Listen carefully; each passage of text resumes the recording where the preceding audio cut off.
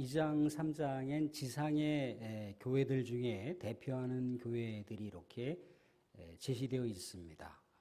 그런데 이제 지상에 있는 교회들이 아니라 하늘의 비전, 하나님의 나라의 비전은 과연 어떤 곳인가라고 요한 사도가 성령 충만한 가운데 하늘의 그 환상을 보면서 그 계시를 기록하고 있는 장면이라는 겁니다. 근데 이렇게 의미심장하게 여러 가지 내용들을 아주 아름답게 묘사를 하고 있는데 이 묘사되어 있는 표현들은 구약 성경에 이미 다 제시되고 있다라고 하는 거예요. 그래서 우리가 신약 성경을 가장 잘 풀 수 있는 방법은 구약 성경을 많이 읽으면 됩니다. 구약 성경을 많이 읽으면 신약 성경이 자동적으로 풀려지는 것들이 많이 있어요. 오늘의 내용도 다 그렇다는 거예요. 오늘 말씀 가운데 보시면 사도 요한이 성령 충만한 가운데 하늘에 열린 문이 있었다라고 하고 있어요. 그죠? 하늘에 열린 문. 하늘에 뭔가 문이 있는데 하늘이 보였다는 얘기잖아요. 그죠? 그런데 뭔가 땅과 구별되어 있는 것 같은 하늘문을 얘기하고 있어요. 그런데 애초에 하나님께서 에덴 동산을 이 땅 가운데 최초의 인류였던 아담과 하와에게 제시하실 때는 에덴이라고 하는 곳은 하늘과 땅이 이렇게 특별하게 구별되어 있지 않다는 거예요. 뭔가 이렇게 구분이 명확하지가 않아요. 왜냐하면 하나님의 임재가 늘 언제나 에덴에 있었기 때문에 에덴에서 아담과 하와가 직접 하나님을 마주할 수가 있고 하나님과 대화를 나눌 수 있는 또 하나님과 직접 얼굴을 보면서 같이 동거동락하는 그런 삶을 살았던 이 세계가 에덴이란 말이죠. 그죠? 근데 이 에덴에서 아담이 어떤 일을 벌였습니까? 인간을 대표한다로 아담이 하나님 앞에 죄로 인해서 타락한 에덴이 되어버리고 말았다는 거예요. 그래서 하늘과 땅이 구별이 되었습니다. 하늘과 땅이 뭔가 단절된 것 같은 그런 그 다음 인류의 후세대들에게 나타났다는 거죠. 그런데 하나님께서는 이 하늘과 땅이 연결되는 비전들을 중간중간에 구속사의 인물과 예언자들을 통해서 알려주세요. 이 구속사의 인물 중에 야곱이라고 하는 인물이 형을 피해서 도망쳤는데 베델이라고 하는 곳에서 하나님의 천사가 하늘과 땅과 연결되어 있는 사닥다리에서 오르락내리락 한다라고 하는 그 장면이 있습니다. 나중에 이 장면을 예수님께서 성취하시는 거잖아요. 곧 하늘의 세계와 땅의 세계를 연결하는 위대한 성취의 역사가 십자가 대속의 역사란 말이죠. 이런 놀라운 광경을 이미 종말론적인 어떤 구속사적인 예시를 야곱을 통해서 보여주시고 있어요. 또 우리가 에스겔이라든가 이사야의 이야기를 보게 되면은 하나님의 성전의 이야기가 나옵니다. 마치 하늘에 닿아 있는 하나님의 성전의 이야기를 볼 수가 있어요. 하늘 성전인 거죠, 그죠? 하늘 성전은 지상 세계에서 볼 수 있도록 그렇게 연결되어 있다는 것인데 에스겔의 내용을 보게 되면 아주 구체적으로 기록이 되어 있어요. 그러니까 에스겔 시대에는 굉장히 우울한 시대잖아요, 그죠? 미래가 없는 이스라엘 백성들의 이 고통과 한서린 삶을 살아가는 그 백성들에게 에스겔이 하나님의 비전을 제시하는 거예요. 하늘 성전, 이 땅 가운데 우리가 가야 할 하늘 성전이 이런 곳이다라고 하면서 현재의 고난과 눈물과 아픔들을 온전하게 이겨나갈 것에 대해서 극복할 것에 대해서 비전으로 제시하는 것이 하늘 성전인 거예요. 그러니까 이 땅 가운데 있는 사람들이 이 땅의 삶으로 끝나는 삶이 아니라 하늘과 연결되어 있는 삶을 살아가는 것이 하나님의 백성이라고 하는 그런 비전을 제시하신 거죠. 근데 요한이 지금 이 이야기를 다시 얘기하고 있는 겁니다. 하늘에 열린 문이 있었다. 열린 문이 있었다라고 하는 건 미리 뭔가 있었다는 얘기잖아요. 그죠? 여기서 보면은 이게 이 용어가 아노이고라고 하는 용어인데 완료 수동태로 되어 있어요. 이렇게 열려있는 문을 제공하신 분이 있다는 거죠. 그 제공하신 분이 누군가요? 오늘 말씀 가운데도 등장하고 있는데 예수님께서 요한에게 얘기하는 장면이에요. 그러니까 예수님의 십자가 구속의 사건을 통해서 하늘의 문을 열어놨다는 얘기예요. 하늘의 문을 열어놨는데 그 비전을 통해서 무엇을 보는 겁니까? 하나님을 보는 거예요. 하나님의 보좌를 보는 거예요. 또한 하나님 보좌에 둘러있는 거룩한 우리 하나님의 신부들, 우리 믿음의 절개를 순결하게 지켰던 그 먼저 앞서간 선진들이 하나님 보좌에 둘러있다라고 하는 광경을 보고 있는 거예요. 또한 성령이 거기 있고요. 또한 예수님이 거기 있고요. 성부 하나님이 거기 있고요. 또 하늘의 천사가 하나님의 그 보좌에 있는 거예요. 그러니까 하나님의 나라의 그 비전을 지금 요한이 보게 되더라는 거죠. 그 길을 인도하시는 분이 주님이세요. 그러면서 주님께서 이렇게 얘기를 하고 있습니다. 뭐라고 얘기하냐면 이제 일어날 일들을 보이신다고 하면서 2절에 보시면 내가 곧 성령에 감동되었더니 보라 하늘의 보좌를 베풀었고 그 보좌 위에 앉으신 이가 있는데 3절 보시면 앉으신 이의 모양이 벽옥과 홍보석과 같고 또 무지개가 있어 보좌에 둘렀는데 그 모양이 녹보석 같더라. 이게 다 구약 성경에 나와 있는 최상급의 표현이에요. 우리가 구약 성경의 성막이라고 하는 대목을 보시면요. 요 대목, 요 표현들이 고스란히 나오는 것을 볼 수가 있어요. 또 이사야 선지자를 통해서도 나오고요. 또 다른 선지자의 이야기를 통해서도 나온다는 거예요. 그러니까 그 당시에 이런 출애굽기라든가 예언서에서 이런 뭐 보석이라든가 무지개라든가 그런 유의 내용들은 그 당시에 사람들이 쓸 수 있는 최상급의 용어예요.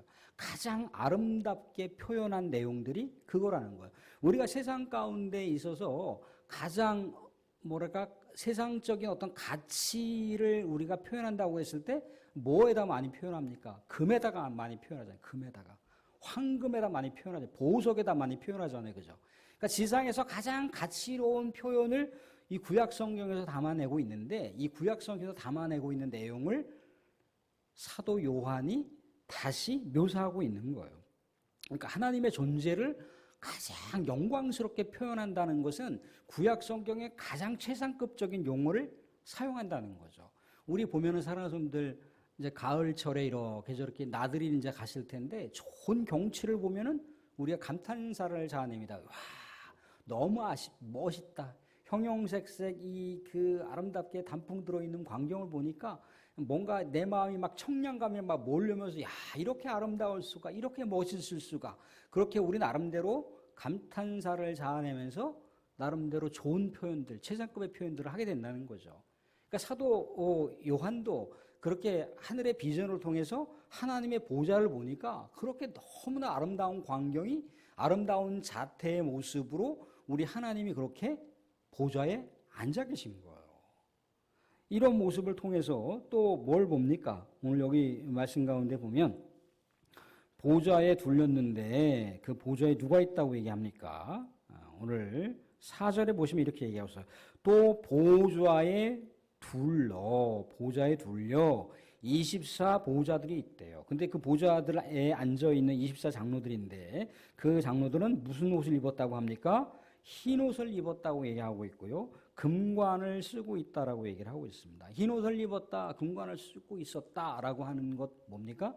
흰 옷이라고 하는 건 믿음의 순결성을 얘기하는 거죠. 금관이라고 하는 것은 승리의 관이에요. 승리의 면류관이란 말이죠. 그죠? 그러니까 이것도 더더구나 보좌에 둘려 있다는 거예요. 그러니까 하나님께서 가운데 이렇게 보좌에 앉아 계시는데 24 장로들이 그 보좌 주위에 같이 이렇게 같이 높낮이가 있는 것이 아니라 같이 이렇게 모여서 옹기종기 좌석하고 있다라고 하는 표현을 하고 있는 거예요. 우리 요한계시록을 보게 되면은 이기는 자는 뭐라고 합니까? 내가 내 곁에 앉게 하리라 그렇게 예수님께서 말씀하시는 대목을 볼 수가 있어요. 그러니까 결국 믿음으로 승리한 자들, 순결하게 믿음을 지켰던 자들은 이렇게 하나님 보좌에서 함께 앉고 또 천군 천사들과 예수님과 성령과 함께 마주하면서 거룩하고 행복하고 즐거운 시간들을 보낼 것에 대한 하늘 비전을 보는 거예요. 하늘 보좌를 보는 거예요. 조금 더 구체적으로 얘기하면 하늘의 교회가 이렇다라고 하는 것을 보여주고 있는 거예요. 그 당시에는 어떤 시대입니까? 사도 바울이 살던 시대에는 고난과 박해가 있었던 시절이에요. 늘 엊그제 같이 이렇게 한솥밥 먹고 같이 이렇게 믿음 생활했던 한 친구가 끌려가서 참수형을 당한단 말이죠. 그죠? 내 사랑하는 믿음의 동료들이 끌려가서 참혹하게 고문을 당하고 죽는 것이 매일매일 일어났던 시절이 사도 요한이 살던 시절인 거예요. 믿음을 지키기 위해서 수없이 많은 나날들을 굶주려야 됐고 수많은 고문들을 당해야 되고 여기 어딘지도 모르는 곳에 끌려다니고 이리 끌려다니고 저리 끌려다니고 있고 그러한 믿음의 지조를 지키려고 했던 수많은 믿음의 사람들이 그렇게 하루아침에 정말 서슬퍼런 칼날에 죽어나갔던 화형을 당하거나 또 사자밥이 되거나 그런 일들이 너무나 비일비재했다는 거예요. 그러니까 하루가 멀다 않고 눈물을 흘리지 않고 살아갈 수 없는 그 삶의 배경을 안고 있었던 시절이 사도 요한이 살던 시절이에요. 그러니까 사도 요한이 하늘 광경에서 모든 온 나라의 이 정치적으로 종교적으로 다스렸던 가장 막강한 그 황제의 권력과 수많은 그런 식민지 종사를 했던 그 수많은 백성들의 그 고역의 삶을 이렇게 연상해 볼 때 하늘 비전에 하나님과 하나님의 백성들과 성령과 또한 하늘의 천사들이 하나님과 더불어서 있다라고 하는 것, 온 우주 만물을 창조하신 하나님께서 하늘 보좌에서 그런 통치자로서 아름답게 있다라고 하는 건 뭐냐면 지상에 아무리 권력이 강하고 아무리 막강한 그런 권세를 가지고 수많은 사람들을 죽이고 수많은 사람들에게 박해를 가한다 할지라도 엄연하게 믿음의 백성들이 바라볼 수 있는 하늘 보좌에 하나님이 있다라고 하는 비상한 비전을 제시하고 있는 거예요. 살아서 우리는 비전이 있다라고 했을 때 세상살이 비전도 그렇습니다. 세상살이 비전도 어떤 10년 후 계획, 20년 후의 계획을 세워놔요. 그죠? 그 계획과 그 목표를 위해서 현재의 고난을 감내할 수가 있고 현재의 어려움들을 극복할 수 있는 에너지가 있는 거예요. 그런데 이렇게 믿음을 지키기 위해서 순결하게 살아가는 백성들에게는 그 순간 믿음의 위협을 당하고 믿음의 여러 가지 회유를 당하는 그런 상황 가운데 그들이 바라볼 수 있는 하늘 비전으로 이러한 모습이 실제적으로 요한의 시선에 들어오니까 이 들어왔던 시선의 이야기를 요한계시로 기록해 놨으니까 이 요한계시로 읽는 수많은 믿음의 사람들은 어떠한 삶의 자세를 가질 수가 있겠습니까? 우리에게는 이 세상의 삶이 끝이 아니지. 우리에게는 저렇게 하늘의 세계가 있는 것이지. 하나님께서 저 보좌에서 그 놀라운 그 통치력을 구사하시는 그 하나님이 우리를 기다리고 계신데 이 땅 가운데 믿음을 내가 퇴색시켜서는 안 되겠다. 믿음을 내가 포기해서는 안 되겠다라고 하는 그런 의지의 힘이 생기는 거예요. 여기는 또 뭐가 있다라고 얘기를 하고 있느냐면 5절에는 일곱 영은 성령을 얘기하는 거고 6절 보시면 6절 같이 한번 읽어보도록 하겠습니다. 6절 같이 한번 읽겠습니다.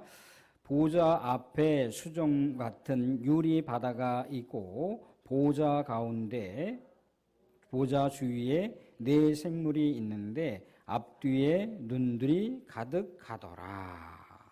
역시 마찬가지로 다 구약의 용어들입니다. 구약의 용어. 수정과 유리 바다 다 이미 이게 예언서나 우리가 모세오경을 보게 되면은 나오는 대목들이에요. 바다라고 하는 건 뭡니까? 그냥 눈에 보이는 어떤 바다를 얘기한다기보다도 성전에 들어갈 때 하나님께 바쳐야 할 제물을 싣는 그 놋바다가 있어요. 놋바다. 거울같이 생겨있는 바다인데 또한 제사장이 제사를 집전하기 위해서 자신의 몸을 정결하기 위해서 그 놋바다에 가서 몸을 정결하게 하고 제사를 집리하는 그런 대목들을 볼 수가 있어요. 근데 거기 보좌 앞에 수정 같은 유리바다가 있다라고 얘기합니다. 또 그 보좌 가운데는 또 누가 있다라고 얘기하면 네 생물이 있다고. 이거 또 에스겔서에 나와 있는 대목인 거예요. 네 생물은 하나님의 그룹들을 얘기합니다. 하나님의 천사들을 얘기하는 거예요. 그러니까 이 요한이 하늘에 열려 있는 그 비전을 통해서 하늘의 세계를 봤더니 하나님의 통치의 그 권세자로서의 그 위엄과 그 놀라운 광경만 본 것이 아니라 거기에 수많은 천군 천사들이 있고 수많은 믿음의 선열들이 앞서가서 거룩한 신부의 모습으로 그렇게 하나님 앞에 경배하며 찬양하며 그런 모습들이 있는 거예요. 또한 성령과 예수 그리스도가 거기 함께 교제하고 있는 장면들을 보게 되는 거죠. 사랑하는 분들, 그래서 결국 여기 모두 어떻게 하자는 얘기인 겁니까? 이런 광경을 보자는 건 뭘 얘기하는 건가요? 믿음의 사람들이 이 땅 가운데 살아가는 데 있어서 단선적인 어떤 목표와 단선적인 비전이 아니라는 거죠. 그죠? 하늘의 비전이라고 하는 건 어떤 겁니까? 우리가 가야 할 본향이에요. 우리가 가야 할 본향. 그렇다고 해서 여기서 나와 있는 하늘이 어떤 물리적인 공간으로서의 하늘을 얘기하는 것은 아닙니다. 물론 하늘의 이 보좌를 체험하는 것은 사실이지만 물리적으로 이런 공간에서 하나님의 어떤 보좌가 있고 내 생물이 있고 또 하나님의 백성들이 있고 그걸 진짜 실제 공간 배치상으로서 그렇다는 것이 아니라 사도 요한이 하나님과 하나님의 백성들과 하나님의 성령과 하나님의 천군천사가 같이 교제하는 그런 하늘의 비전을 보는 거예요. 하늘의 비전을. 그럼 이 땅 가운데 살아가는 백성들에게 얼마나 강력한 살아갈 수 있는 삶의 이유와 근거가 생기는 거잖아요. 살아도 왜 믿음을 왜 지킵니까? 믿음을 왜 지키나요? 왜 믿음의 백성으로 살기를 원하시나요? 믿음의 백성으로 우리가 왜 예수 그리스도를 믿고 살아가는 건 뭡니까? 이 세상 가운데 정말 우리가 예수 그리스도를 붙드는 이유는 뭔가요? 예수 그리스도께서 이러한 모든 것을 믿음의 백성들에게 제공하신다는 거예요. 예수 그리스도의 십자가 구속의 사건이 이렇게 엄청나고 위력적인 그런 역사를 만든 거예요.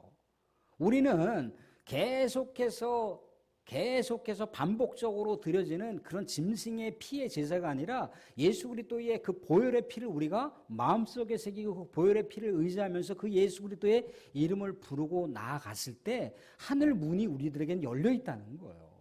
그러니까 믿음을 포기하지 말라는 거죠. 그러니까 교회 공동체를 포기하지 말라는 거예요.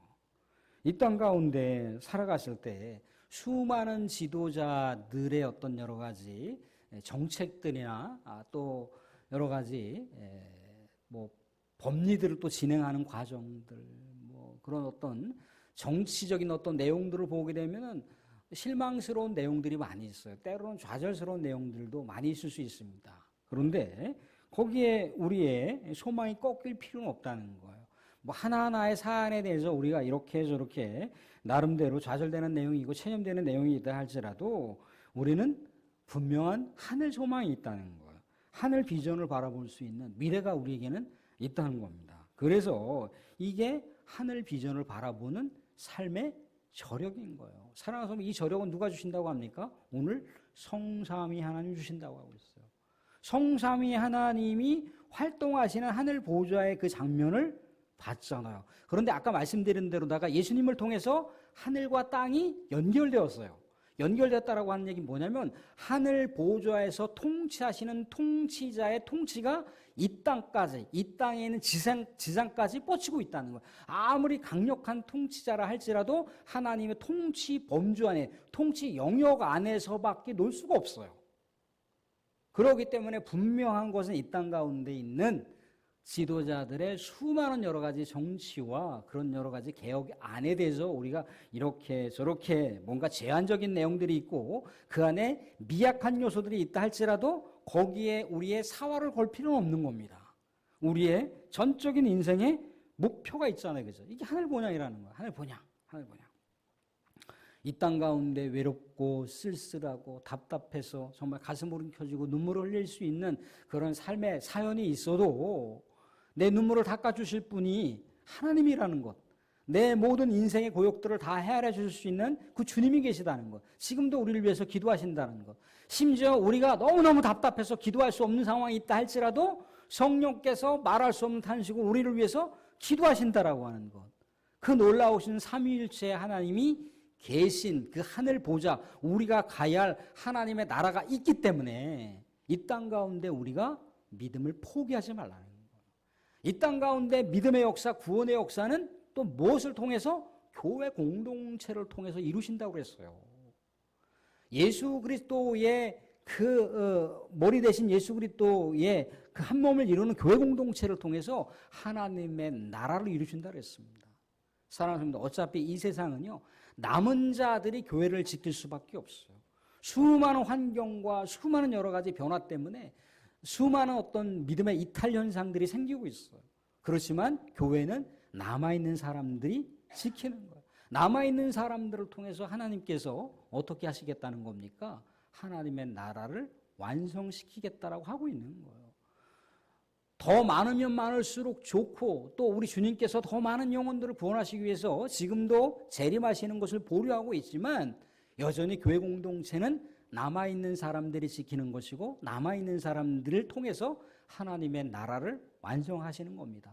사랑하는 이 땅 가운데 우리가 살아가시면서 때로는 너무나 분주하고 내 생각이 완전히 다 우리 주님을 생각하지 못하는 그런 환경 가운데 처해져 있다 할지라도 다시 성령을 의지하고 다시 말씀을 의지하고 다시 기도를 통해서 우리 하나님께 나아가 신실한 믿음의 백성들에게 주신 이 비전을 꼭 성취하시고 완성하실 수 있는 존귀한 우리 하나님 백성들 될 수 있기를 주님의 이름으로 축원드립니다.